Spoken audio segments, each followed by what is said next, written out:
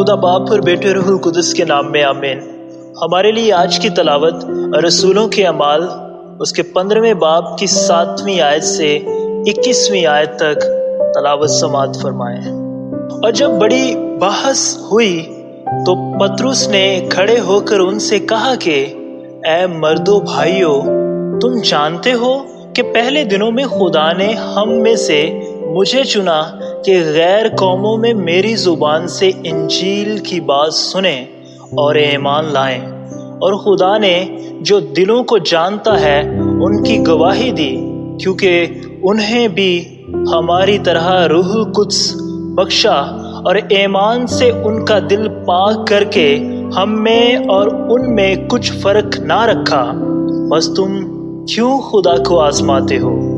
کہ شاگردوں کی گردن پر ایسا جوا رکھتے ہو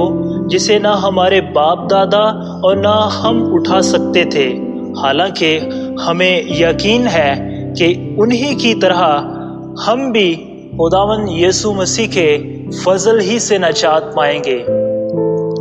تب ساری جماعت چپ رہی اور برنباس اور پولوس سے یہ بیان سننے لگی کہ خدا نے کیسے کرشمے اور کرامتیں ان کے وسیلے غیر قوموں میں ظاہر کی۔ جب وہ خاموش ہوئے تو یعقوب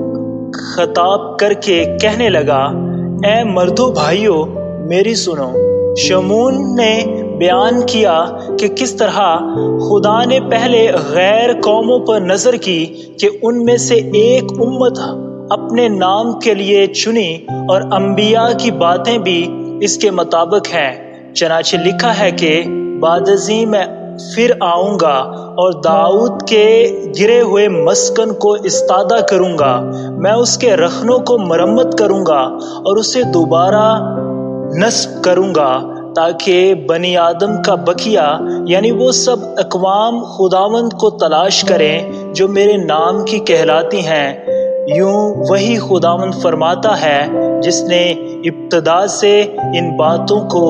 ظاہر کیا۔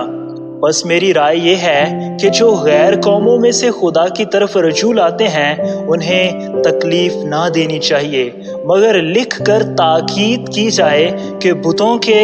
مکروہات اور حرام کاری اور گلا گھونٹے ہوئے جانوروں اور لہو سے پرہیز کریں، کیونکہ پرانے زمانے سے ہر شہر میں موسیٰ کی شریعت کی منادی